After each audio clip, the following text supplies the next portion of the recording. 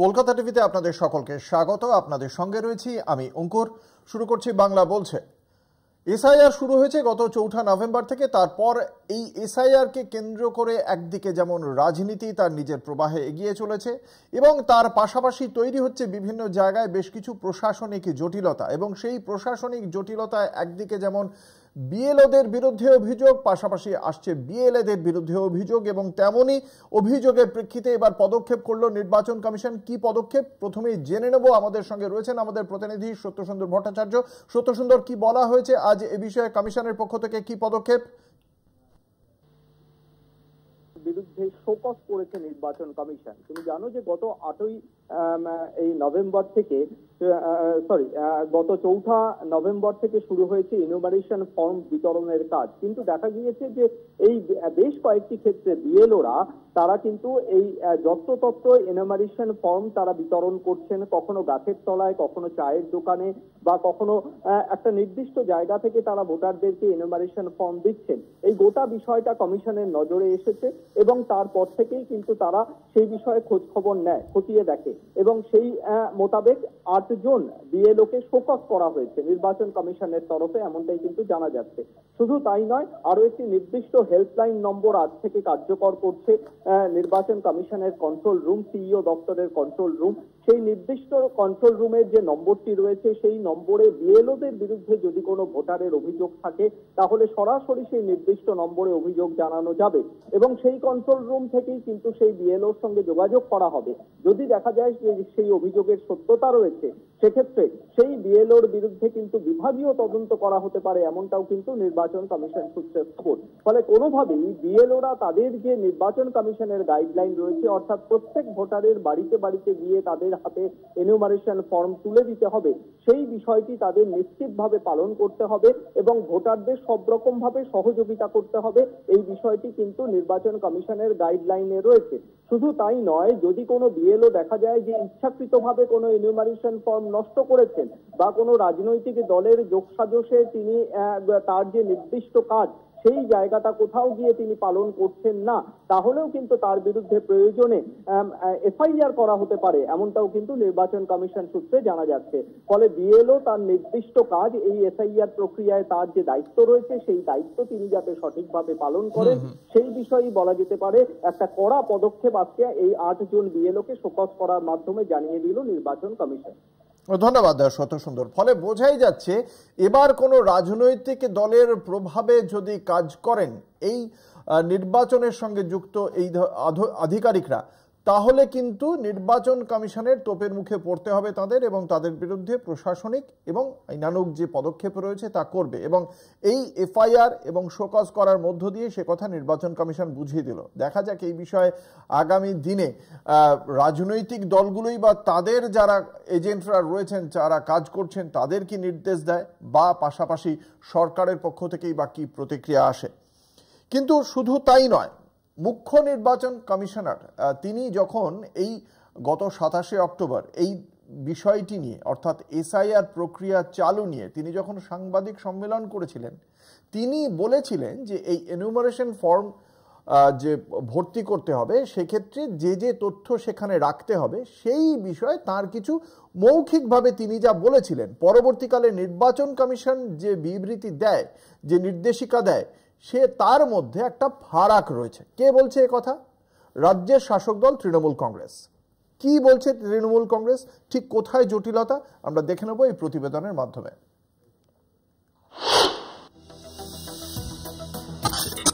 বিভ্রান্তি চরমে। Enumeration form fill আপের সময় আত্মীয়র পরিচয় দিতে গিয়ে একাধিক জায়গায় বিভ্রান্তির অভিযোগ। এ নিয়ে কমিশনকে চিঠিও দিয়েছে তৃণমূল কংগ্রেস। রাজ্যের মুখ্য নির্বাচনী আধিকারিককে চিঠি দিয়ে তৃণমূলের অভিযোগ, এনিউমারেশন ফর্ম ফিল আপের সময় আত্মীয়র জায়গায় চাচার নামও উল্লেখ করা যাবে বলে জানিয়েছিলেন মুখ্য নির্বাচন commissioner Gyanesh Kumar. 27 October press কনফারেন্সেই একথা উল্লেখ করেছিলেন তিনি। কিন্তু কমিশন বিএলওদের যে লিখিত নির্দেশ পাঠিয়েছে সেখানে আত্মীয়র জায়গায় বাবা, মা বা দাদু ঠাকুমাদের পরিচয় চাওয়া হয়েছে। ফলে কোনটা সত্যি তা নিয়েই বিভ্রান্তি দেখা দিয়েছে জেলায় জেলায়। বিভ্রান্তিতে পড়েছেন বিএলওরাও, ফলে এসআইআর এর কাজে বাধা পড়ছে। এ নিয়ে আজ প্রেস কনফারেন্স করে পাল্টা তৃণমূলকে আক্রমণ করেন বিরোধী দলনেতা শুভেন্দু অধিকারী। তাঁর দাবি, লিখিত নির্দেশেই সবকিছু স্পষ্ট করে দিয়েছে কমিশন। রিলেটিভ ডেফিনেশন তো পিতা মাতা পরিষ্কার বলা আছে, এরা বাংলাদেশি অবৈধ মুসলিম অনুপ্রবেশকারীদেরকে কাকা জ্যাঠা চাচা চাচি এইসব করে, ফুপু বুবা এইসব করে ঢুকাতে চাইছে, কিন্তু স্কোপ নেই। আমাদের যে রুলস রয়েছে সেই রুলসের 9 পড়ে নিলেই খুব পরিষ্কার, পিতা মাতার বাইরে রিলেটিভ হবে না। আপনাদের যে ছক আছে, ছক এবারে বানচাল। শুভেন্দুর অভিযোগ, এসআইআর নিয়ে যখন বৈঠক হয় তখন এতে সম্মতি জানিয়ে সই করেছিল তৃণমূল, কিন্তু পরে তারা বাইরে গিয়ে ভয় দেখাচ্ছে, বিভ্রান্তি ছড়ানোর চেষ্টা করছে। মুসলিমদেরকে বিভ্রান্ত করা, এনআরসি করে, আমাদের শরণার্থী হিন্দু যারা তাদেরকে ভয় দেখানো, এই কাজটা কন্টিনিউ তারা করছেন, খাচ্ছে না, যদিও শরণার্থীরা খাচ্ছে না। বিজেপিকে পাল্টা সমালোচনা করতে ছাড়েনি তৃণমূল। আপনারা পরিষ্কার ভাবে এই জল ঘোলাটা না করে পরিষ্কার করেন না কেন? আর কেন সময় নিয়ে এসআইআর হয়নি কেন? আপনার হুড়োহুড়ি করে 1 মাসের মধ্যে আপনাকে এসআইআর এই কাজটা করতে হবে কেন? আপনারা এসআইআর 2024-এর লোকসভা নির্বাচন আগে করেননি কেন? এই হুড়োহুড়ি করতে গিয়ে মানুষ সমস্তটা বুঝতে পারছেন না, আর আপনাদের অশুভ উদ্দেশ্যটাও বুঝতে পেরেছে। এটা তো পরিষ্কার হয়ে গেছে, ভারতীয় জনতা পার্টি খেলছে এর পিছনে। আপনারা বলেছিলেন যে হিন্দু যারা আসবেন তারা শরণার্থী, আর তার সে আর মুসলমান হলে অনুপ্রবেশকারী। তা যারা আপনার শরণ নিল, যারা শরণার্থী হতে চাইলো, তারা হঠাৎ কেউ কীটনাশক খেয়ে ফেলছেন, কেউ গলায় দড়ি দিচ্ছেন, কেউ অবসাদে মারা যাচ্ছেন। তাহলে হিন্দু এবং মতুয়া ধর্মাবলম্বী যারা, তাদের প্রতি এই আক্রোশ কেন? সব মিলিয়ে এসআইআর নিয়ে রাজনৈতিক ডামাডোল যখন চরমে উঠছে, তখন বেশ কিছু ক্ষেত্রে বিভ্রান্ত হচ্ছেন সাধারণ মানুষও। কলকাতা টিভি। এ নিয়ে আলোচনা করব এসআইআর এবং তাকে কেন্দ্র করে একাধিক যে বক্তব্য, কখনো রাজ্যের শাসক দলের, কখনো রাজ্যের বিরোধী দল, সবকটি দলের। আমরা দেখতে পাচ্ছি যে এই বিষয়টিকে কেন্দ্র করে আবার একই সঙ্গে বিভিন্ন জায়গায়, যে কথা আমরা শুনলাম রাজ্যের শিক্ষামন্ত্রী তথা তৃণমূল নেতা ব্রাত্য বসুর মুখেও, যে বিভিন্ন জায়গায় এসআইআর আতঙ্কে মানুষ আত্মহত্যা করছেন বা আত্মহত্যার চেষ্টা করছেন। আজকেও সেই ঘটনা ঘটছে। এবার এসআইআর এর কারণে আত্মহত্যা করছেন কিনা সেটা তৃণমূল কংগ্রেসের বক্তব্য বা সেই পরিবারের বক্তব্য। অনেক জায়গাতে হয়তো সুইসাইড নোট পাওয়া যায়নি, কিন্তু বিষয়টা হচ্ছে কি, একটা আতঙ্ক কিন্তু রয়েছে। সেই আতঙ্ক নিয়ে কি বক্তব্য শাসক এবং বিরোধী পক্ষের? আমাদের সঙ্গে রয়েছেন রাজনৈতিক দলের মুখপাত্ররা, পরিচয় করিয়ে দেব দর্শকদের সঙ্গে। রয়েছেন তৃণমূল কংগ্রেসের মুখপাত্র কৃষাণু মিত্র, আমাদের সঙ্গে রয়েছেন চন্দন ঘোষ চৌধুরী, প্রদেশ কংগ্রেসের মুখপাত্র, রয়েছেন চয়ন ভট্টাচার্য, সিপিএম এর পক্ষ থেকে রয়েছেন চয়ন ভট্টাচার্য, রয়েছেন অঙ্কন দত্ত, রাজ্য বিজেপির মুখপাত্র। আপনাদের সকলকেই কলকাতা টিভির পক্ষ থেকে স্বাগত জানাই। একদম প্রথমে আসবো কৃষাণু মিত্রর কাছে। শুভেন্দু অধিকারীর বক্তব্য আমরা শোনালাম, রাজ্যের বিরোধী দলনেতা খুব স্পষ্টভাবেই বলছেন যে নির্বাচন কমিশনের পক্ষ থেকে যে স্টেটমেন্ট দেওয়া হয়েছিল বা যে নির্দেশিকা ছিল, সেখানে কোথাও চাচার নাম লেখা নেই, স্পষ্ট করে বলে দেওয়া আছে। তাহলে যে কথাটা ভার্বালি বলেছিলেন চিফ ইলেকশন কমিশনার, সেটাকে গুরুত্ব দিয়ে তৃণমূল কংগ্রেস এই যে চিঠি লিখছে, সেটা তাদের দ্বিচারিতা, কারণ তারাও যখন মিটিং হয়েছে সবকটা জিনিস মেনে নিয়েছিল। কি বলবেন? না, প্রথম কথা হচ্ছে শুভেন্দু অধিকারী হয় অজ্ঞ, উনি নিজেই একটাও ইনিউমারেশন ফর্ম দেখেননি, আর নয়তো উনি ইচ্ছা করে জেনে শুনে সিএ এসআইআর এর মতো গরিব প্রান্তিক মতুয়া নমশূদ্র মানুষদের মতো রাজ্যের মানুষকেও বোকা বানাচ্ছেন। তার কারণ হচ্ছে, আমি নিজে এনিউমারেশন ফর্ম ফিল করেছি, ঠিক আছে? ওখানে মূলত 3টে কলম আছে। যদি আমি 3টেকে বলি ABC, তাহলে এটা ম্যান্ডেটারি সবাই, সেটা আমার বর্তমান যা আমার পরিচয়, আমার যা নাম, আমার কি বাবার পরিচয় কি, এমনকি কোথাও মা বা বাবার সাথে সেখানে কিন্তু অবলিক দিয়ে, মায়ের নামটা যদিও ম্যান্ডেটারি, বাবার সাথে কিন্তু অবলিক দিয়ে গার্জেন লেখা আছে। বিশেষ করে বিবাহিত মহিলাদের ক্ষেত্রে তার হাজব্যান্ডের নাম বা কোনো রিলেটিভ তার যদি গার্জেন হয়ে থাকে তার নামে, নির্বাচন কমিশনেরই আমি এনিউমারেশন ফর্ম থেকে বলছি। আবার যদি নিচে দেখি, যেটা যাদের 2002-এর এসআইআর এর নাম আছে, তাদের জন্য বলছে এ আর বিটা ম্যান্ডেটারি, সিটা তাদের ভরতে হবে না। আবার যাদের 2002-তে নাম নেই তারা এ এবং সিটা ভরবে, বিটা তাদের প্রয়োজন নেই। এখানেও electorate name, EPIC card number if available, relatives name এবং রিলেশনশিপ উইথ দ্য রিলেটিভ। আপনার যদি বাবা মা থাকে, আপনি এত কিছু লিখেছেন কেন? আমার রিলেটিভের নাম লিখতে হবে, তার সাথে রিলেশনশিপটা আমাকে ব্যাখ্যা করে বলতে হবে। তাহলে তো বলতে পারে যে বাবার নাম কি বা পেরেন্টস নাম, এগুলো লিখতেই পারতো। এই কথাগুলো তাহলে যখন বৈঠক হয়েছিল, সেই বৈঠকে, সর্বদলীয় বৈঠকে তো তৃণমূল কংগ্রেস ছিল। আমরা তো বলেছিলাম পরিষ্কার করে, আমাদের বলা হয়েছিল যে হ্যাঁ আপনারা যখন এনুমারেশন ফর্ম পাবেন দেখবেন বিহারের অভিজ্ঞতা থেকে আমরা শিক্ষা নিয়েছি এবং আমরা সেইগুলো শোধন করব। এবং মুখ্য নির্বাচন কমিশনের যিনি জ্ঞানেশ বাবু, উনি তো জ্ঞানের ঈশ্বর, জ্ঞান ইশ, তো জ্ঞানেশ বাবু বলেছিলেন, জ্ঞান ইশ না জ্ঞানলেস আমি জানি না, তো উনি বলেছিলেন যে আমরা এগুলো শোধন করব, উনার নিজের বিবৃতি আছে। তারপর উনি এই অ্যাম্বিগুইটিটা রেখেছেন। তাহলে উনারা কি অবস্থা? আর কংগ্রেসের কাছে তৃণমূল কংগ্রেসের এই যে অভিযোগ, সেই অভিযোগটাকে আপনারা কতটা মনে করছেন যে এটা ভ্যালিড, যেটাকে বিজেপি একেবারেই মনে করছে না? দেখো, আমি যদি তৃণমূল কংগ্রেসের ভ্যালিডিটির আগে তোমাদের ভ্যালিডিটিকে অগ্রাধিকার দিই, এটা মনে হয় স্বাভাবিক। দেখো, তোমরা বারবার কিন্তু স্ক্রোলে দেখাচ্ছ আত্মীয় শব্দ, রিলেশনশিপ শব্দটা নিয়ে বিভ্রান্তি। এখন প্রশ্নটা হচ্ছে, তোমাকে একটা জিনিস বুঝতে হবে, এনিউমারেশন মানে মেকিং নাম্বার। তুমি একটা নাম্বারের মধ্যে এনলিস্ট করছো, সেই নাম্বারে তোমার এন্টায়ার ইলেকটোরাল পরিচয়টা তার মধ্যে থাকবে, এটা বাস্তব। আমরা যখন ইলেকশন কমিশনের সাথে মিটিং করেছি, আমরা 16 পয়েন্টস সামনে রেখেছিলাম। আমরা জানি হয়তো 16টা পয়েন্ট তারা মানবেন না, কিন্তু একটাও মানবেন না বুঝিনি। তার কারণ একটা রেসপন্সিবল দল হিসেবে কেন এই কারণগুলো রাখছে সেটাকে কনসিডার ওরা করেনি। আমি তোমাকে বলি, তার প্রধানতম কারণ হচ্ছে, যখন তুমি স্ট্রাকচারালি একটা ইভেন্ট তৈরি করছো, সেটা ইলেকটোরাল রোল। তোমাকে বুঝতে হবে একটা দেশের শাসন ব্যবস্থা, গণতান্ত্রিক কাঠামো এবং সেই শাসন ব্যবস্থার মধ্যে থেকে কারা আসবেন ইলেক্টেড হয়ে, ডেমোক্রেসির পিলারটাই হচ্ছে ওখানে। এবং একটি সংস্থা, যে সংস্থাকে পাওয়ার ইনভেস্ট করা হয়েছে অ্যাবসলিউটলি, তার নাম হচ্ছে ইলেকশন কমিশন অফ ইন্ডিয়া। তোমাকে দেখতে হবে যে সে তার সেই গ্রুপটা, ইনফ্যাক্ট সেই সংস্থা, তার বিভ্রান্তি আমি বলছি না, বিভ্রান্তি। আমার মনে হয় অঙ্কুর, তুমি এই যে প্রশ্নটা করলে, এই প্রশ্নটার উত্তর তোমরাই দিচ্ছ। ইনফ্যাক্ট আমি বলছি, তুমি শুধু তোমরা বলে না, অনেক চ্যানেলই দেখাচ্ছে বা সাধারণ মানুষের প্রশ্ন, রিলেশনশিপ আদার দ্যান প্যারেন্টসে কি আছে। আমরা তো বলেছি আমার 16 পয়েন্টসের মধ্যে এটা একটা point. For a second Kishanu, for a second, আমার 16 পয়েন্টের মধ্যে এটা একটা পয়েন্ট। এক্স্যাক্টলি রিলেশনশিপকে না তুললেও আমরা যে পয়েন্টটাকে ডিফাইন করেছি, যে আপনারা যে স্ট্রাকচারে কাজটা করছেন সেটার সাথে কিন্তু বাস্তবে গিয়ে যে বিএলওরা যে কাজগুলো করছে বা অ্যাডভাইস করছে, সেখানে কিন্তু একটা ডিসপ্যারিটি আছে। এই যে ডিসপ্যারিটি, এ নিয়ে রাজ্য বিজেপির মুখপাত্র অঙ্কন দত্তর একটা জিনিস দেখিয়ে দিই। এইখানে ইনিউমারেশন ফর্মে 2002-এর যদি শুধু আমি ডিটেলসটা ধরি, পরিষ্কার তারা লিখে দিয়েছে এপিক কার্ডে কে লেখা আছে, এপিক কার্ডে কত মানুষের তার স্বামীর নাম আছে, অন্য কারোর নাম আছে, এখানে পরিষ্কার লেখা আছে রিলেটিভস নেম, রিলেশনশিপ, এই যে লেখা আছে। তাহলে তারা তো লিখতে পারতো ফাদার্স নেম, মাদার্স নেম লিখতে পারতো। দেখি অঙ্কনের বক্তব্য শুনি।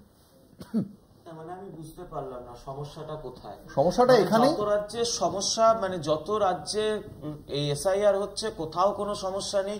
বিহারে প্রায় 7.5 কোটি মানুষ এই এনুমারেশন ফর্ম ভরে তারা ভোট হয়ে গেল প্রথম দফায়, মানে স্বাধীনতার পর সবচেয়ে বেশি রেকর্ড সংখ্যক মানে ভোটদান হয়ে গেল। কেরলে চলছে, তামিলনাড়ুতে চলছে, উত্তরপ্রদেশে চলছে, সর্বত্র চলছে, কোথাও কোনো এই নিয়ে কোনো সমস্যা নেই।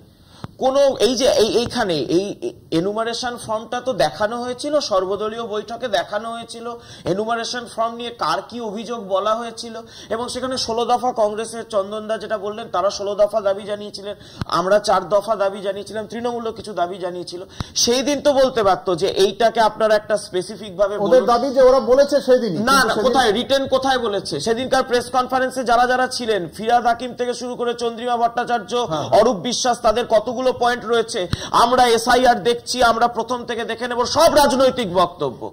সব কটা বক্তব্য রাজনৈতিক বক্তব্য, কিন্তু যদি আপনার এই পয়েন্টটাই অ্যাড্রেস করতে হতো সেই দিন দাঁড়িয়ে, আপনি এই পয়েন্টটা সেই দিন অ্যাড্রেস করতে পারতেন। আপনারা কি মনে করেন যে এই যে পয়েন্টটা তোলা হয়েছে, এই যে চাচার কথাটা যেটা একটু আগে বললেন বিরোধী দলনেতা, এই চাচার বিষয়টা কি আপনারা কি মনে করেন যে এটা নিয়ে একটা সংশয় তৈরি হওয়া স্বাভাবিক সাধারণ মানুষের মধ্যে? আমরা তো মনেই করছি না কোনো সংশয়ের আছে। রিলেটিভ বলতে বাবা মা এবং হলো যদি কোনো বিবাহিত বা বিবাহিতা কেউ থাকেন তাহলে তার স্ত্রী, তার মানে সেই স্ত্রী তার স্বামীর নাম উল্লেখ করবে, এটাই তো হয়ে এসেছে। এইবার আপনি চাচার ব্যাপারটা কি দেখেছেন? এই যে শ্বশুরকে চাচা বানিয়ে নেওয়া, চাচাকে শ্বশুর বানিয়ে নেওয়া, সিপিএম এর চয়ন দা তো বলবেন, নিরাপদ সর্দার আজকেই তুলে ধরেছেন যে বাংলাদেশ থেকে এসে কত মানুষ এখানে রাতারাতি বাবা বানাতে না পারলেও চাচা বানিয়ে ভোটার তালিকা করে নিয়েছে। এবার এই যে চাচা দিয়ে ভোটার লিস্টে ঢুকে যাচ্ছে বাংলাদেশি অনুপ্রবেশকারী, এই যে তৃণমূল কংগ্রেসের এই যে একটা ভোটার লিস্টে চাচাকরণ, এই চাচাকরণের বিরুদ্ধে তো আমরা বলছি। তাহলে এই চাচাকরণটা আরেকটু বেশি ক্ল্যারিফাই করলে কি মনে হয় ভালো হতো? না ক্ল্যারিফাই এই রিলেশনশিপের মধ্য দিয়ে তো তাহলে ওই ক্ল্যারিফিকেশনে কিছু একটা বলছি, তো ক্ল্যারিফিকেশন তো ভারতীয় জনতা পার্টি করবে না। আপনার কি মনে হয় তাহলে ভালো হতো বিষয়টা? যাদের আপত্তি রয়েছে তারা 3 বার এসআইআর নিয়ে ভুল তাহলে 3 বার বৈঠক হয়েছে, 3 বার কি ভ্যারেন্ডা বাজতে গেছিল? আমি সিপিএম এর কাছে চয়ন ভট্টাচার্য। চয়নদা, এই যে দুটো বক্তব্যই আপনি শুনলেন, আমরা দেখতে পাচ্ছি যে এই রিলেশনশিপের এই একটা ভাঙা বেড়া রয়েছে, যে বেড়া দিয়ে যে কোনো রকম ভাবে শিয়াল ঢুকতে পারে এবং সেই বেড়াটা আরো চওড়া হতে পারে। কি মনে হয় আপনারা এই বিষয়টাই কিভাবে দেখছেন? এই চাচার বিষয়টা বা রিলেশনশিপের বিভ্রান্তিটা কতটা বড় বলে মনে হয়, নাকি এটা পুরোটাই তৃণমূল কংগ্রেস বাড়াচ্ছে? বিভ্রান্তিটা যিনি ছড়িয়েছেন তাকে আপনারা দোষারোপ করছেন না কেন? এই চাচা প্রসঙ্গটা কে এনেছেন? অন্য কেউ তো আনেননি, বিরোধী দলের নেতা এনেছেন। এই দায়িত্ব তার নেওয়ার কথা। চাচা প্রসঙ্গটা উনি আনলেন কেন খামোখা? একটা আমাকে প্রশ্ন করেছে, উত্তরটা শুনতে হবে। জ্ঞানেশ কুমার কি বলেছে সেটা পরের প্রসঙ্গ। এই চাচা ফুফা এই প্রসঙ্গগুলো আনা মানে একটা নির্দিষ্ট সম্প্রদায়কে লক্ষ্য করা। তার মানে আমরা যেটা বলেছিলাম সেটাই ঠিক। ঘুরপথ থেকে এনআরসি চালিয়ে যাওয়ার চেষ্টা সবচেয়ে বেশি এফোর্ট দিচ্ছেন শুভেন্দু অধিকারী নিজে। বিজেপি দল যত না দিচ্ছে তার থেকে শুভেন্দু অধিকারী বেশি বদ্ধপরিকর। 2, সেটা হচ্ছে যেটা অঙ্কন বলবার চেষ্টা করলো, হ্যাঁ অবশ্যই কিছু জালিয়াতি হয়েছে যে কারণে বিতর্ক বেড়েছে, কিন্তু আমি খুব স্পষ্টভাবে বলছি যে এই যে বিষয়গুলো যেগুলো আপনি বলছেন ফাঁক ফোকর তৈরি হবে কেন? বিএলওটা তো পুরো ট্রেনিং নিয়ে এসেছেন, বিএলওদের তো দায়িত্ব আছে, ইলেকশন কমিশন তো দায়িত্ব আছে যে ফাঁক ফোকরটাকে বন্ধ করে দেওয়া যায়। এমনকি আপনাকে জানিয়ে রাখি, এটা কৃষাণু বলবে ভেবেছিলাম বলেনি, যে বিএলওরা কোনো রকম সার্টিফিকেট নিচ্ছেন না, এমনকি মৃত ভোটারদের ডেথ সার্টিফিকেট মধ্যে নিচ্ছেন না। বলছেন আপনারা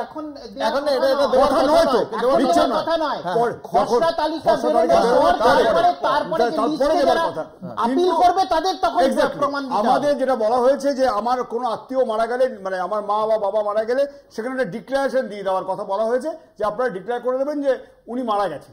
এর বাইরে কিছু বলছেন না। আমার কাছে খুব স্পষ্ট কথা, ফাঁক ফোকরের সুযোগটা খুব স্পষ্টভাবে বললে ফর্ম ফিল আপ যদি সঠিকভাবে করা যায় নেই। বিএলওরা গাইড করছেন যেভাবে, তাতে সুযোগ থাকবে না, কিন্তু তার সত্ত্বেও যদি সুযোগ থাকে দায়ী থাকবে নির্বাচন কমিশন। এবং নির্বাচন কমিশনের একটা ইন্টেনশন যদি দেখা যায় বিরোধী দলের সঙ্গে মিলে যাচ্ছে, তাহলে বোঝা যাচ্ছে যে আমরা যেটা ভেবেছিলাম সেটা ঘুরপথে এনআরসি যাওয়ার চেষ্টা করছি। আমার কথা হচ্ছে হলো বিরোধী দলনেতাকে এখন কেন অ্যাটাক করছেন আমি বুঝতে পারছি না। বিরোধী দলনেতাকে যদি সাংবাদিক সম্মেলনে এই চাচার বিষয়টাকে নিয়ে, যেহেতু এটা নিয়ে তৃণমূল কংগ্রেস অলরেডি লেটার লিখেছে ইলেকশন কমিশনে, এই নিয়ে যদি প্রশ্ন করা হয় তাহলে সেইটা চাচা শব্দটা নিয়ে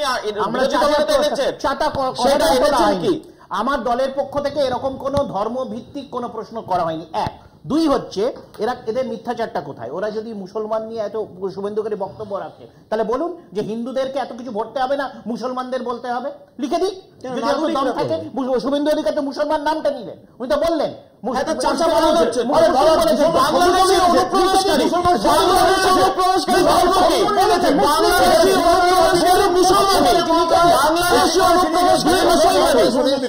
দুই হচ্ছে, তুমি জানবে এই বিহারের এসআইআর এ একটা আমরা তথ্য পেয়েছিলাম যে একজন ব্যক্তি তার 144 জন সন্তান, এবং যে ব্যক্তি তার বড় ছেলের বয়স হচ্ছে 74 এবং তার নিজের বয়স হচ্ছে 56।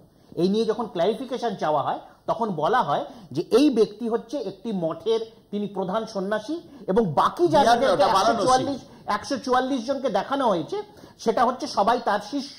এবং এটাই নাকি তাদের প্রথা যে শিষ্যকে তারা সন্তান হিসেবে দেখেন এবং বাকি শিষ্যরাও তাকে বাবা হিসেবে দেখে। ইলেকশন কমিশন এটাকে নোট নিচ্ছে, ইলেকশন কমিশনের কাছে এটা হচ্ছে অফিসিয়াল। তো তার মানে সে কি লিখবে সেখানে? গার্জেন লিখবে না বাবা লিখবে? তো এই যে বলছে অরফানেজ, যারা যে অনাথ আশ্রমের বাচ্চাদের কিভাবে এপিক কার্ড তৈরি হবে, এসআইআর এ তারা কিভাবে নাম ওঠাবে, জানে না, অর্থাৎ না রাজনীতি করার অভিজ্ঞতা আছে না মানুষের। আলোচনাতে ফিরে আসবো, কিন্তু একটা বিজ্ঞাপনী বিরতির সময় হয়ে গিয়েছে। বিরতির পর ফিরছি, সঙ্গে থাকুন। ফিরে এলাম বিরতির পর। আপনারা দেখছেন বাংলা বলছে, আপনাদের সঙ্গে রয়েছে আমি অঙ্কুর। একদিকে যেমন আমরা দেখতে পাচ্ছি যে এই যে ফর্ম, সেই ফর্ম ফিল আপ নিয়ে একগুচ্ছ জটিলতা, রিলেশনশিপ কি হবে তাই নিয়ে একটা জটিলতা রয়েছে। আবার এরই মধ্যে রাজ্যের শাসক দল তৃণমূল কংগ্রেসের অভিযোগ যে রোহিঙ্গা অনুপ্রবেশকারী, এই সমস্ত মিলিয়ে একটা ধর্মীয় বিভাজন তৈরি করতে চাইছে ভারতীয় জনতা পার্টি।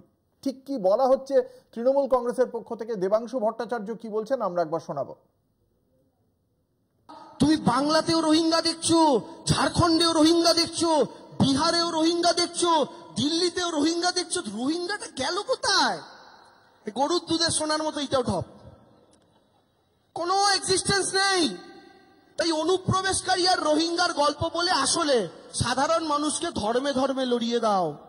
নরেন্দ্র মোদী হচ্ছেন ব্রিটিশদের ভাইরা ভাই, কারণ নরেন্দ্র মোদী যে দল করেন তার পূর্বপুরুষেরা ব্রিটিশদের দালালি করত। তারা এখন একই পলিসিতে চলছে, হিন্দু মুসলমানে ভাগ বাটোয়ারা করো। আজকে আমি আপনাদের জিজ্ঞেস করছি, হিন্দু মুসলমানের নামে রাজনীতি করা হচ্ছে।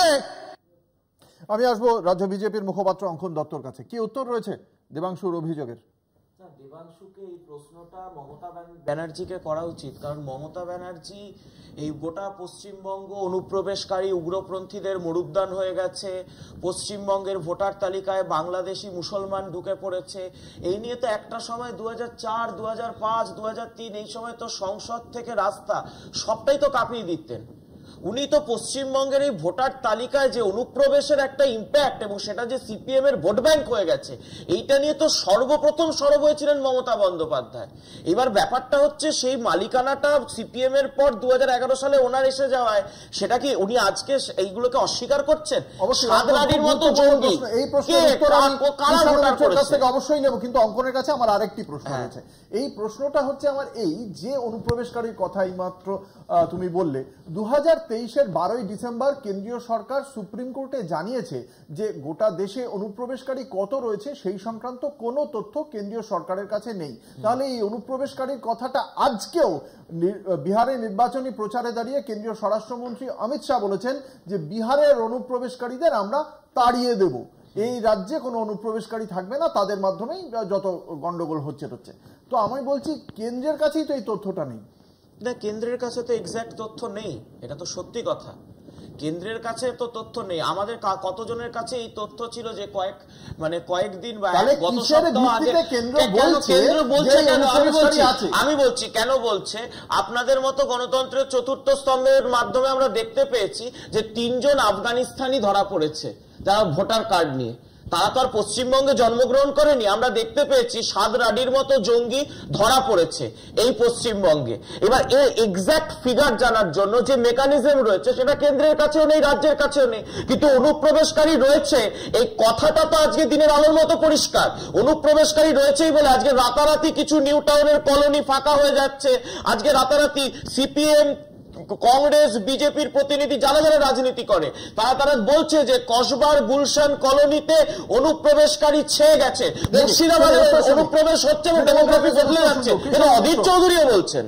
কৃষ্ণ মিত্র, দেখো প্রথম কথা হচ্ছে যে বিজেপি নিজের মিথ্যাচারে এখন নিজে জড়িয়ে গেছে। এই যে বিজেপির প্রধানমন্ত্রী থেকে একদম বুথ স্তরের কর্মী অবধি যে এত রোহিঙ্গা এবং অনুপ্রবেশকারীর তথ্য দিচ্ছে, শুভেন্দু অধিকারী বলছে 1 কোটি, শান্তনু ঠাকুর বলছে 1 কোটি 20 লক্ষ, প্রধানমন্ত্রী বলছেন কোটি কোটি, তাহলে এর ভিত্তিটাই তাদের কাছে নেই। তার মানে এরা ডাহা মিথ্যে কথা বলছেন, মানুষকে বিভ্রান্ত করছেন। 1, 2 হচ্ছে যেরকম একটু আগে অঙ্কন বলল, নিউ টাউনে নাকি কোন কলোনি নাকি ফাঁকা হয়ে গেছে। হ্যাঁ, মিডিয়া গেছিল, কিছু গদি মিডিয়া গেছিল, তারপরে সেখানে যখন প্রকৃত মিডিয়া গেছিল সন্ধ্যাবেলা দেখেছিল দুপুরবেলা তারা কাজ করতে যায়। সেখানকার মহিলারা একজনও কেউ অনুপ্রবেশকারী, এমনকি কারোর কোনো বাংলাদেশি দূর দূরান্ত লিঙ্ক নেই। বিহারের মহিলা পাওয়া গেছে সেখানে, এবং যারা বাকিরা পাওয়া গেছে তারা নিউ টাউনে জমি দেওয়া লোক, যারা 200 একর 250 বিঘের জমি টমি দিয়েছে সেরকম লোকেরা তারা ওখানে থাকে, কিন্তু যাদেরকে এই গদি মিডিয়ার একটা অংশ দালালি করে বিজেপির কোলে দুধ খেয়ে তারা এদেরকে বাংলাদেশি দেখিয়ে দিয়েছিল। আবার মজার ব্যাপারটা কি, আজকে আমাদের মানিকতলার 14 নম্বর ওয়ার্ডে একজন ব্যক্তি আমার কাছে এসেছিলেন গতকাল। উনার 2002-তে ভোটার তালিকায়, যেটা খসড়া, যেটা নির্বাচন কমিশনের ওয়েবসাইটে আছে, তাতে উনার বয়স 37 বছর এবং উনার বউয়ের বয়স 24 বছর, কিন্তু বউকে ওখানে উনার মেয়ে দেখানো হয়েছে। উনাকে বাবা এবং তার বউকে উনার মেয়ে দেখানো হয়েছে। তো উনি এটা কিভাবে সংশোধন করবেন? এই রিলেশনশিপ বলছিল না, হ্যাঁ। এবার উনি তারপরে উনি ইলেকশনে স্লিপ দেখাচ্ছেন, পরের পর ভোট দিয়েছেন যেখানে উনার নাম আছে হাজব্যান্ড হিসেবে, উনার বউকে ওয়াইফ হিসেবে দেখানো হয়েছে, কিন্তু 2002-এর যে তালিকা নির্বাচন কমিশন প্রকাশ করেছে উনি হাজব্যান্ড ওয়াইফকে উনি বাবা মেয়ে বানিয়ে দিয়েছে। এরকম বিভিন্ন জায়গায় হচ্ছে। শুনি অঙ্কন একটা পাল্টা যুক্তি দিতে চাইছিল, শুনি। না, কথা হলো যে মানে যারা সত্যি কথা তুলে ধরবে তাকে বলে দেবো গদি মিডিয়া, আর পরবর্তীকালে যে গেছে ওখানে সেইটাই হলো আমার তৃণমূলের জাগো বাংলা গেলেই সেইটাই হচ্ছে আসল মিডিয়া, এরকম তো কথা নয়। অনুপ্রবেশের জন্য ডেমোগ্রাফি বদলেছে। এইটা জেলার বিভিন্ন অঞ্চলে, যদি সীমান্তবর্তী জেলাগুলো দেখা যায় সেইখানের যে হিন্দু মুসলমান রেশিও, এবং যদি আপনি হাওড়া মেদিনীপুর এই সাইডে দেখেন, তার মধ্যে পার্থক্যটা যে কোনো মানুষ এখন তৃণমূলের রাজনৈতিক বাধ্যবাধকতায় বলতে হবে, কিন্তু এরাও যখন ঘর বন্ধ অবস্থায় থাকবে এরাও আলোচনা করবে যে হ্যাঁ সত্যি কথাই বলেছে। আর এই যে বাবা মা এরকম টেকনিক্যাল ফল্ট অনেক সময় থাকে। আমার ভোটার তালিকাতেও 21 সাল থাকে। একটা বিষয় বলে দিই, এই যে ডেমোগ্রাফিক চেঞ্জের কথা বলছে, আজকে আমরা জানি মালদা মুর্শিদাবাদে মুসলিম পার্সেন্টেজ স্বাধীনতার সময় থেকেই বেশি, কিন্তু সব থেকে বেশি ডেমোগ্রাফিক চেঞ্জ সত্যিকারে যদি বাংলাদেশ বর্ডারে কোথাও হয়ে থাকে, কংগ্রেস অভিযোগ করেছে, বিজেপি অভিযোগ করেছে, বিভিন্ন রাজনৈতিক দল অভিযোগ করেছে, সেটা দুটো জেলা চিরাং এবং ধুবড়ি, দুটোই আসামে। একসময় কংগ্রেস শাসিত ছিল, এখন ডবল ইঞ্জিনের বিজেপি সরকার। বিজেপি কোথায় আটকাতে পারলো না। আজকেও তারা অরুণাচল প্রদেশের মানুষ অভিযোগ করছে বাংলাদেশ থেকে আসাম হয়ে অনুপ্রবেশকারীরা ঢুকছে। এই যে অনুপ্রবেশ এখানেই চলে আসছে সিএ, যেটা বিরোধী রাজনৈতিক দলগুলো বারবার বলছে যে এসআইআর কে সামনে রেখে আদতে সিএ কে প্রচলন করতে চাইছে, তার মধ্যে দিয়ে নাগরিকত্বের খতিয়ান নিতে চাইছে কেন্দ্রীয় সরকার। আমি আসবো চয়ন ভট্টাচার্যের কাছে, সিপিএম এর চয়ন ভট্টাচার্যের কাছে। এই মুহূর্তে বাংলার বিভিন্ন জেলায় জেলায় সিএ এর ক্যাম্প করছে ভারতীয় জনতা পার্টি, এবং সেখানে তৃণমূল কংগ্রেস খুব সরাসরি বলছে যে এটার মাধ্যমে যে মুহূর্তে একটা লোক সেই সিএ ক্যাম্পের থেকে আবেদনপত্র নিয়ে আবেদনটা করলো, সেখানে সঙ্গে সঙ্গে সে প্রথমেই বলে দিচ্ছে যে আমি তাহলে নাগরিক নই, সেই জন্য নাগরিকত্বের আবেদনটা করছি। আপনারা কি তাই মনে করেন?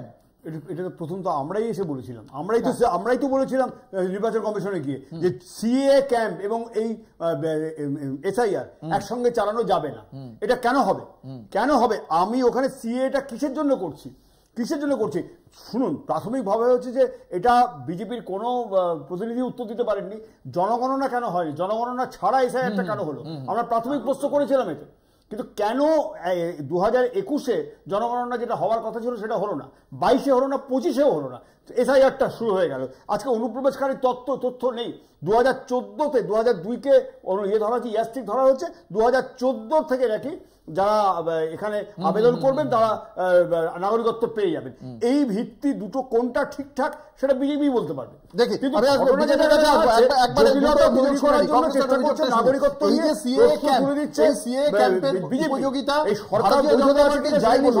কিভাবে দেখে সিএ ক্যাম্পের উপযোগিতাকে। সিএ ক্যাম্প এই মুহূর্তে এসআইআর এর সাথে সাথে সিএ ক্যাম্পের কোনো প্রয়োজন আছে কি? প্রথম প্রশ্নটাই হচ্ছে এখানে। দেখো, একটা প্রশ্ন সবার সামনে আসছে, তুমি যখন এনিমারেশন ফর্ম নিয়ে যখন এই বিএলওরা আসছেন, তুমি তাদের কাছে ফর্ম 6 পাবে কি? পাবে না। কেন? এই মুহূর্তে রিসার্জেন্সটা হচ্ছে না। এই মুহূর্তে যেটা হচ্ছে সেটা হচ্ছে এনিমারেশন যার নাম আছে তাদের উপরে ওয়ার্কআউট হচ্ছে, তুমি ইনক্লুড করতে পারো না নতুনভাবে, তার জন্য হয়তো পরে সময় দেবেন। এখন প্রশ্নটা হচ্ছে এই সিএ ঠিক পাশাপাশি দাঁড়িয়ে তাকে লঙ্ঘন করছে কিনা। মানে তুমি একটা ক্যাম্প করছো যেখানে রেজিস্ট্রেশন হচ্ছে এবং সেখানে অ্যাপ্লিকেশনগুলো গ্রহণ করা হচ্ছে, কিসের ভিত্তিতে? তারা কি আগামী দিনে সিটিজেনশিপ বলে, ইন্ডিয়াতে তো কোনো স্পেসিফিক কার্ড নেই, তো তোমাকে ভোটিং রাইট দিক বা পাসপোর্ট রাইট দিক, হোয়াট এভার, তোমার মূল জায়গাটাতে নাগরিকত্বকে প্রমাণ করা। এখন প্রশ্নটা হচ্ছে সি এর প্রশ্নটা আসছে আরেকটা প্রশ্ন করতে পারে না। তুমি যতবার বিরোধী দলনেতার, বিশেষত আমি বলি বিজেপির অন্যান্য নেতারাও বলছেন, কিন্তু বিরোধী দলনেতা যতবার বলছেন ওনার মধ্যে ক্যাটাগরিক্যালি হিন্দু এবং মুসলিম এই শব্দগুলোর ব্যবহার পাওয়া যাচ্ছে। আজও তুমি শুনলাম যে হিন্দু ভোটার বাদ যাবেন না। আমার প্রশ্নটা তা নয়, আমার প্রশ্নটা হচ্ছে মানবিক দৃষ্টিকোণ থেকে দেখা। আমি তোমাকে যেটা বলি, আমরা যে 16 দফা দাবিটার কথা বলেছিলাম তার মধ্যে একটা দাবি যেটা চয়নদা বলছেন, আমরা ঠিক একই সাথে বলেছিলাম SIR is a fact and mission, যেখানে ভোটার লিস্ট তৈরি করবে, আর সিএএ সেখানে হচ্ছে সিটিজেনশিপ অ্যামেন্ডমেন্ট। এই অ্যামেন্ডমেন্ট করবার জন্য এই সময়টাকে ব্যবহার করা এবং সেটা এক্স্যাক্টলি হিন্দুদের জন্য। তার কারণ কি আমি তৃণমূলের কাছে আসবো। কংগ্রেসের পক্ষ থেকে যে প্রশ্ন, যে বিষয়টা উত্থাপন করলেন চন্দনদা বা সিপিএম এর পক্ষ থেকে চয়নদা, একই জায়গায় দুজনে রয়েছেন মোটের উপর, এবং এটাই হয়ে গেছে সংশয়ের বা উদ্বেগের কারণ বেশ কিছু মানুষের, যে মুহূর্তে আমি আবেদনটা করছি সঙ্গে সঙ্গে আমিই বলে দিচ্ছি যে আমি এদেশের নাগরিক নই, আমাকে নাগরিকত্ব দেওয়া হোক। এবং সেই জায়গা থেকে আদালতের কাছে তারা আজকে অ্যাপিল করেছেন যে এই যে সিএ এর জন্য তারা যে আবেদন করছেন, সেই তার জন্য যে নথিটা দেওয়া হচ্ছে, সেই নথির ভিত্তিতে তাদের ভোটার হিসেবে গ্রাহ্য করুক নির্বাচন কমিশন। এসআইআর প্রক্রিয়ার মধ্যে তাদের অন্তর্ভুক্ত করে নিয়ে তাদের এই ভোটার হিসেবে গ্রাহ্য করুক। তার প্রেক্ষিতে কি বলছেন রাজ্যের মুখ্য নির্বাচনী আধিকারিক মনোজ আগরওয়াল, আমরা শোনাবো। যেটা সিএ যেটা অ্যাপ্লিকেশন যেটা আছে ওটা এক্সিস্টিং রুল মধ্যে নেই কি ওটা নথিবদ্ধ হবে। যা এমএচএ যে আছে, কম্পিটেন্ট অথরিটি আছে, যখন সিটিজেনশিপ দিয়ে দেবে তারপরেই হতে পারবে। অর্থাৎ এই বিষয়টি নিয়ে ইতিমধ্যেই আদালতের কাছে গেছে। তার আগে নির্বাচন কমিশনের পক্ষ থেকে যদি অবস্থান জানতে চাওয়া হয়, নির্বাচন কমিশন কি বলছে, যে যারা বলছেন নির্বাচন কমিশন কোনো নাগরিকত্ব দেওয়ার জায়গায় নেই, তারা এই বিষয়টি নিয়ে নাগরিকত্ব পেতে হলে কেন্দ্রীয় স্বরাষ্ট্র মন্ত্রক কোনো এক ব্যক্তিকে নাগরিকত্ব দিলে তিনি যদি এসআইআর এর জন্য আবেদন করেন নির্বাচন কমিশনের কাছে, তাহলে তার সেই সমস্ত ডকুমেন্টস দেখে ভোটার হওয়ার বিষয়টি নির্বাচন কমিশন স্থির করবে। তাহলে প্রথমত বিষয়টা কি দাঁড়াচ্ছে, এই মুহূর্তে আদালতে হাইকোর্টে গিয়েছে, ইতিমধ্যেই সুপ্রিম কোর্টে তামিলনাড়ুর রাজ্যের পক্ষ থেকে যে মামলাটা করা হয়েছে তার শুনানি রয়েছে 11 তারিখ। হাইকোর্ট নিজে শুনতে পারে বা হাইকোর্ট এই মামলাটিকেও পাঠিয়ে দিতে পারে সুপ্রিম কোর্টের কাছে। তাহলে হাইকোর্টে শুনানির দিন রয়েছে সোমবার দিন, সুপ্রিম কোর্টে মঙ্গলবার দিন। এক্ষেত্রে যে সম্ভাবনাগুলো তৈরি হচ্ছে বলে আইনজ্ঞ মহল বলছে যে তাহলে হাইকোর্ট বা সুপ্রিম কোর্ট যে আদালতেই শোনা হোক না কেন, সেক্ষেত্রে কেন্দ্রীয় স্বরাষ্ট্র মন্ত্রকের কাছে জানতে চাওয়া হবে যে তাদের এ বিষয়ে কি অবস্থান। সিএ মানেই কি নাগরিকত্ব, আবেদন করা মানেই কি নাগরিকত্ব।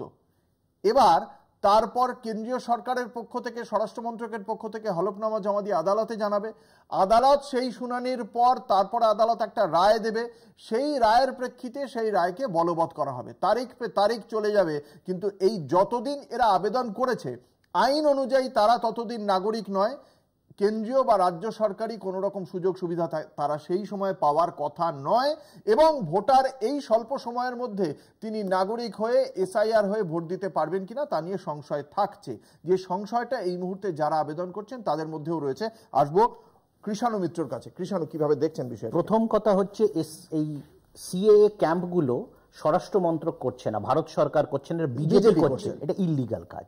এক, তারা অ্যাসিস্ট করতে পারে, অ্যাজ এ পলিটিক্যাল পার্টি তারা অ্যাসিস্ট করতে পারে, কিন্তু where is the role of the home ministry and government of India? তারা তো কিছু বলছে না, তাদের তো কোনো প্রতিনিধি পাঠাচ্ছে না। এক। দুই হচ্ছে, তুমি প্রাসঙ্গিকভাবে বলেছো যে সিএতে প্রথম স্বীকার করতে হবে যে আমি অবৈধ, আমি বাংলাদেশের নাগরিক বা পাকিস্তানের নাগরিক বা আফগানিস্তানের নাগরিক, আমি ভারতের নাগরিকত্ব চাইছি এবং আমি অবৈধভাবে ঢুকেছি। এক। দুই হচ্ছে, আমি ধর্মীয়ভাবে নিপীড়িত, সেটারও প্রমাণ দিতে হবে যে আমি কোন জায়গায়, কোন দাঙ্গাতে আমার কোন বাড়ি ভেঙেছে বা আমাকে কোন আত্মীয়কে অ্যাটাক করেছে, এটা দিতে হবে। পাশের বাড়ি অ্যাটাক হয়েছে, আমি চলে এসেছি, সেটা গ্রাহ্য নয়। এক, এটা পুরোটাই তদন্ত হবে। দ্বিতীয় হচ্ছে, যেটা সব থেকে ইম্পর্টেন্ট, সিএ হোক বা এনআরসি হোক, এটা তো নির্বাচন কমিশনের কাজ নয়, এটা তো হোম মিনিস্ট্রির কাজ, স্বরাষ্ট্র মন্ত্রকের কাজ। কিন্তু এসআইআরটা হচ্ছে নির্বাচন কমিশনের কাজ। আজকে যদি বাংলাতে বিজেপির সিএ ক্যাম্প চলে আর সাথে সাথে এসআইআর চলে, তাহলে আসামে কোন অজুহাতে এনআরসি কে দেখিয়ে এসআইআরটা করা হলো না, যেখানে আসামেও আগামী বছর ভোট, যেখানে কেরালাতে হচ্ছে, তামিলনাড়ুতে হচ্ছে, বাংলাতে হচ্ছে, আসামে এনআরসি হলো, এনআরসি তো নির্বাচন কমিশন ওটাও আলাদা স্ট্যাচুটারি বডি, আর এটাও স্ট্যাচুটারি বডি, কেন হলো না? এরা পরিষ্কার ছক কষেছে, এরা নিজেদের পলিটিক্যাল এজেন্ডা বাস্তবায়িত করেছে, ভোট চুরির মতো ধরা পড়ে গেছে। ভারতীয় জনতা পার্টির মুখপাত্র অঙ্কন দত্ত। না, আমি প্রথম কথা বলি যে চয়নদা একটা কথা বললেন যে জনগণনা হলো না, তার আগে কি করে এসআইআর হতে পারে। এই একই যুক্তি দিয়ে বিহারের এসআইআরটাকে আটকাতে গেছিলেন প্রশান্ত ভূষণ, যে একই কথাটা ছিল যে এই যুক্তি অনুযায়ী যেন এখন এসআইআরটা না হোক, কিন্তু সুপ্রিম কোর্টের অবজারভেশন এবং নির্দেশ অনুযায়ী এই যুক্তিটা খায়নি। সুপ্রিম কোর্ট বলেছে নির্বাচন কমিশন চাইলে এসআইআর করতেই পারেন, তার সাথে জনগণনা ম্যান্ডেটারি এমন কোনো সংবিধানে কোনো স্বীকৃত আইন বা নিয়ম নেই। এক গেল। এবার 2 নম্বর গেল, এটা হচ্ছে হলো এনাদের সমস্যা হচ্ছে যে সিএ এর মাধ্যমে কারা নিচ্ছেন, ধর্মীয় উৎপীড়নের শিকার হওয়া উদ্বাস্তুরা, তাদেরকে নাগরিকত্ব। ঠিক কথা, বিজেপি কেন নাগরিকত্ব? আচ্ছা, আমরা ইউপিএসসি ফর্ম ফিল আপের জন্য বিনা পয়সায় বা বিভিন্ন গরিব ছেলেদের জন্য আমরা ক্যাম্প লাগাই, যারা ইউপিএসসির ফর্ম ফিল আপ করিয়ে দিই। সেইটার সময় তো আপনারা কেউ প্রশ্ন করেন না যে এই রেলের পরীক্ষা, এই ইউপিএসসির পরীক্ষার জন্য আপনারা কেন ক্যাম্প বসাচ্ছেন?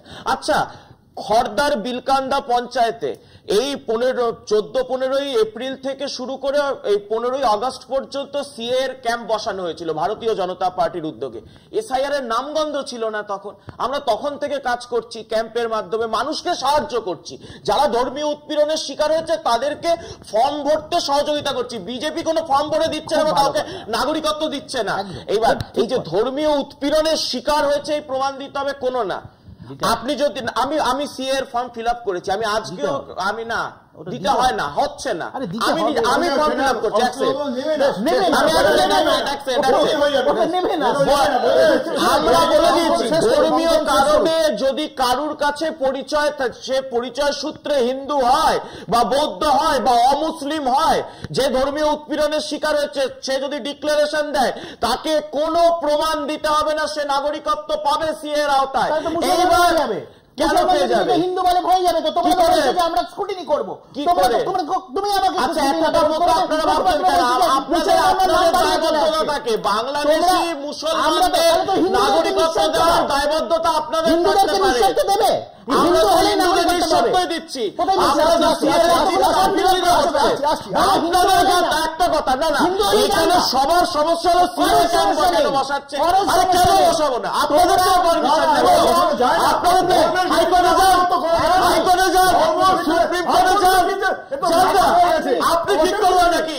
আলী মন্দির বসে ঠিক করবে, আলী মন্দির বসে ঠিক করবে।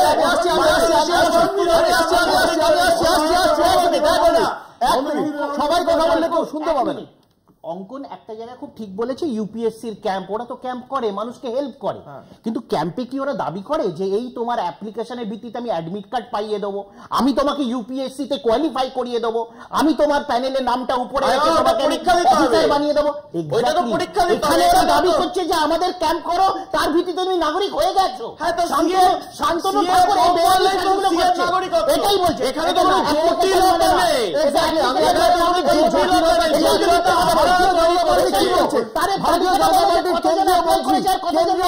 সুকান্ত মজুমদার কি বলছেন আমরা একবার শোনাবো দর্শকদের।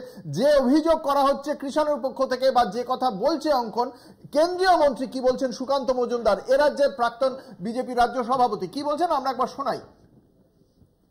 দেখুন, শুধু মামলাকারী যারা করেছে তারা বলতে পারবেন কি বিষয় আছে, তবে এটা ঠিক যারা সিএতে অ্যাপ্লাই করেছে তারা বাংলাদেশি শরণার্থী, তাদের বর্তমান আইন অনুসারে একবার চলে আসার পর আপনি ফেরতও পাঠাতে পারবেন, তো তাদেরকে তো আজ না হয় কাল নাগরিকত্ব দিতে হবে, আর নাগরিকত্ব দিলে পরে আপনাকে তো তাকে ভোটাধিকার দিতেই হবে, তো সেই জন্য তাদের ভোটাধিকার যেন খর্ব না হয় তার জন্য ভারতীয় জনতা পার্টি মনে করে যে বিষয়টিকে সহানুভূতির সাথে দেখা উচিত। আপনারা শুনলেন কেন্দ্রীয় মন্ত্রীর বক্তব্য। আসবো কংগ্রেসের কাছে। এই জায়গা থেকে চন্দনদা আপনার কাছে আমার প্রশ্ন, এই যে বলা হচ্ছে যে একটা আশ্বাস দেওয়া হচ্ছে নাগরিকত্ব দেওয়া হবে, আমরা দেখেছি কি যে এটা নিয়ে তো তৃণমূল সহ বিরোধী কংগ্রেস সিপিএম বারবার প্রচার করছে যে আমি দেখেছি মানে ইনফ্যাক্ট সম্প্রতি যাওয়ার সৌভাগ্য বা সুযোগ যাই বলুন হয়েছিল একটু প্রত্যন্ত জায়গায়, সেখানে টোটোতে প্রচার করছে যে সিএ ক্যাম্পে গিয়ে আপনি যদি আবেদন করেন তাহলে আপনার নাগরিকত্ব চলে গেল, সেটা আপনাকে এবার প্রুভ করতে হবে। তো এই জায়গাটা থেকে আপনার কি মনে হয়, যেখানে কেন্দ্রীয় মন্ত্রী যে কথা বলছেন আর যে কথা বিজেপি বলছে, দুটোর মধ্যে কি কোনো ফারাক রয়েছে? দেখো, কেন্দ্রীয় মন্ত্রী নিজেই তো বিজেপি নেতা, মানে আলাদাভাবে কি বলবেন, মানে সুবিধা আসছে না। আমি তো কেন্দ্রীয় মন্ত্রী, আই গট ইট। তুমি একটা গভর্নমেন্ট ভার্সন চাইছো, একটা বিজেপির ভার্সন চাইছো। পলিটিক্যাল পার্টি হিসেবে আমরা রক্তদান শিবির করি, আমরা বিভিন্ন সময় রক্তদানের কার্ড সরবরাহ করি এবং রক্তদান করি, এটা তো আমাদের কর্তব্যের মধ্যে পড়ে, যে দলই করুক, আমরাও করি, প্রতিটা দলই করে। এর অর্থ এই নয় যে আমি একটা ব্যাপক জায়গাতে আমি সিএ এর মতো মানে সিএ এর মতো একটা জায়গাতে আমি প্রমিস করব ডিউরিং দ্য টাইম অফ যেখানে এসআইআরটা চালবো। আমি তোকে কেন বলি, পলিটিক্যাল মাইলেজ বা পলিটিক্যাল এসেন্সটাকে ব্যবহার করছে কখন? যদি সিএ ক্যাম্পের প্রশ্ন আসে, আমি শুধু একটা জিনিস জানতে চাইবো, আমরা দেখেছি যখন শুরু করেছিল বিহারে, যখন এসআইআরটা শুরু হয় তখন একটা ব্যাপক অংশের মানুষ, মানে ইনফ্যাক্ট যারা অফিসিয়ালস, তারা বলতে শুরু করেছেন বহু বাংলাদেশির অনুপ্রবেশ ঘটেছে বিহারে নেপাল থ্রু, এবং খুব স্বাভাবিক এটা হতে পারে যদি অনুপ্রবেশ ঘটে থাকে। এখন প্রশ্নটা হলো যে ওখানে সিএ ক্যাম্প হয়নি কেন? ওখানে বিজেপি কেন সিএ ক্যাম্পের উদ্যোগ নেয়নি? তার মানে আমার প্রশ্নটা হচ্ছে বেছে পশ্চিমবাংলাটাকে ব্যবহার করা হলো। আমার একদম নৈতিকতার প্রশ্ন, আমি অন্য কোনো কারণেই যাচ্ছি না। আমি বলছি বিজেপির কর্মযজ্ঞের মধ্যে একটা অংশ হচ্ছে সিএ ক্যাম্প করবে, কিন্তু এখানে আমি শেষ করি, কিন্তু এটা কখনো এসআইআর চলার সাথে সাথে হলে পলিটিক্যাল ইম্প্যাক্ট হবে না? আমি এই পলিটিক্যাল ইম্প্যাক্টের জায়গা থেকে আসবো চয়নদার কাছে।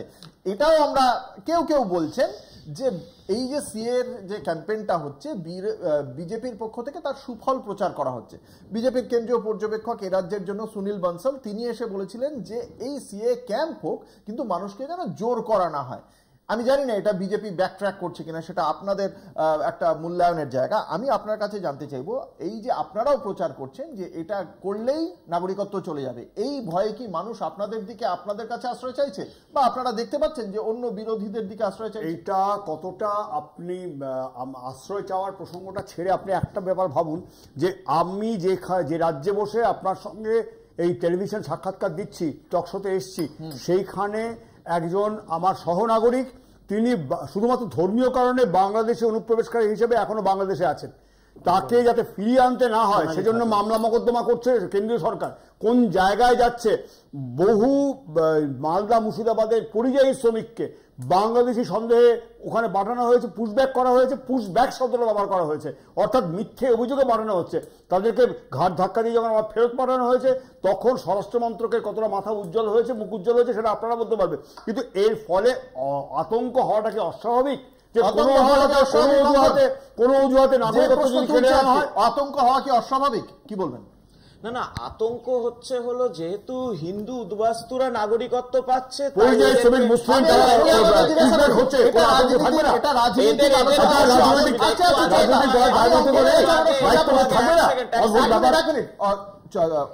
অঙ্কন, তোমার কাছে আমার একটা সোজা প্রশ্ন, এটা রাজনীতির জায়গা, সামনে ভোট, এটা করে রাজনৈতিক লাভ কি আদৌ হলো, নাকি আরো বেশি সমস্যা পড়লো ভারতীয় জনতা পার্টি? না, আমরা হিন্দুর স্বার্থে, যখন আমরা হিন্দু উদ্বাস্তুর স্বার্থে রাজনীতি করছি, আমরা যখন শূন্য ছিলাম, যখন আমাদের লোকসভা সদস্য 2 ছিলাম, তখন আমরা এটাকে বুক ঠুকে রাজনীতি করেছি।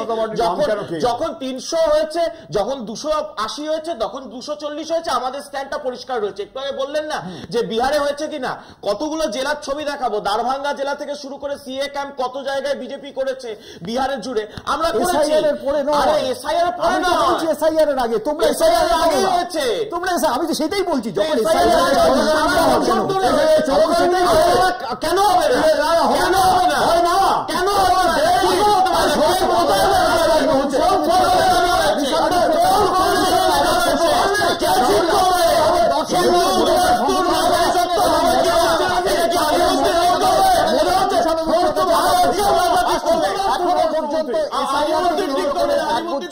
মামলা রয়েছে, যে মামলা শুনানিও রয়েছে সুপ্রিম কোর্টে। আসছে আসছে আসছে বাকিদের কথা শুনে ধৈর্য রাখুন। অঙ্কন চয়নদা, আমি কৃষাণুর কাছে প্রশ্ন, সেই সময় বলা হচ্ছে যে এই সিএ এর আবেদন করলেই তিনি নাগরিকত্ব পেয়ে যাবেন, এই কথাটা যখন এই বিষয়ক মামলাও চলছে, ভোটার হয়তো সেটা এসআইআর নিয়ে আর এটা সিএ নিয়ে, কিন্তু তা সত্ত্বেও এটা কি আপনি মনে করেন যে এটা কোনোভাবে ভুল বোঝানো হচ্ছে ভারতীয় জনতা পার্টির পক্ষ থেকে? আচ্ছা, এটা যদি 100 বার ভুল বোঝানো হচ্ছে, কিন্তু যদি বিজেপি দাবি করে ভুল বোঝাচ্ছে না, তারা ঠিক বলছে, তাহলে ওরা এতগুলো ক্যাম্পে কত মানুষের ফর্ম ফিল আপ করিয়ে অ্যাপ্লিকেশনটা করিয়েছে আর কত মানুষকে নাগরিকত্ব দিয়েছে, খতিয়ানটা দিয়ে দিক। আমাদের কাছে তথ্য আছে যে পশ্চিম বাংলাতে এখন অবধি 10 জন নাগরিকত্ব পেয়েছে। একদম ভুল, হাজার হাজারের মধ্যে 10 জন পেয়েছে। শুধু খড়দা থেকে 1100 পেয়েছে। তালিকা প্রকাশ করে না, 1100 পেয়েছে করছে না। এক মিনিট। দ্বিতীয় কথা হচ্ছে উত্তরপ্রদেশের পিলিভিটে, একলা পিলিভিটে 11 জন পেয়েছে, পশ্চিমবাংলায় 10 জন। আচ্ছা, এই যে মানুষের অ্যাপ্লিকেশনটাকে তারা গ্রাহ্য করবেন এবং তারপরে ডেলিবারেট করবেন, তাদের স্ট্যাটাসটা কি? ভারত কিন্তু কোনো রিফিউজিকে ইয়ে করে না, ভারত কোনো রিফিউজি সিগনেটরি নয়, ইউএন রিফিউজি কনভেনশনে ভারত কিছু সংশয় থেকেই যাচ্ছে। একদিকে এসআইআর, অন্যদিকে পাশাপাশি সিএ। মানুষ কিন্তু আমরা দেখতে পাচ্ছি তাদের মধ্যে খানিকটা হলেও আতঙ্ক তৈরি হয়েছে যে কোন নথি কিভাবে ব্যবহার করে নাগরিকত্ব পাওয়া যাবে কিনা, ভোট দিতে পারবেন কিনা। এই প্রশ্নগুলো যত তাড়াতাড়ি মীমাংসা হয় সেটাই হয়তো কাম্য, কারণ মানুষ ভয় পেয়ে অনেকে যে চরম পন্থা অবলম্বন করছেন সেটা আমরা দেখতে পাচ্ছি, অন্তত তাদের পরিবারের পক্ষ থেকে দাবি করা হচ্ছে। শেষ পর্যন্ত এই বিষয়ে খানিকটা হলেও পিছু হটেছে বা ব্যাকফুটে গেছে বিজেপি, এমনটাই দাবি তৃণমূলের। বিজেপি কিভাবে রাজনৈতিকভাবে মোকাবিলা করে সেদিকেও আমাদের দেখতে হবে। আমাদের আজকের সঙ্গে আমাদের এই আলোচনায় উপস্থিত ছিলেন কৃষাণু মিত্র, চন্দন ঘোষ চৌধুরী, চয়ন ভট্টাচার্য, অঙ্কন দত্ত। আপনাদের প্রত্যেককে আপনাদের মূল্যবান মতামতের জন্য অসংখ্য ধন্যবাদ। শেষ করছি বাংলা বলছে। দেখতে থাকুন কলকাতা টিভির রাত দিন 7 দিন।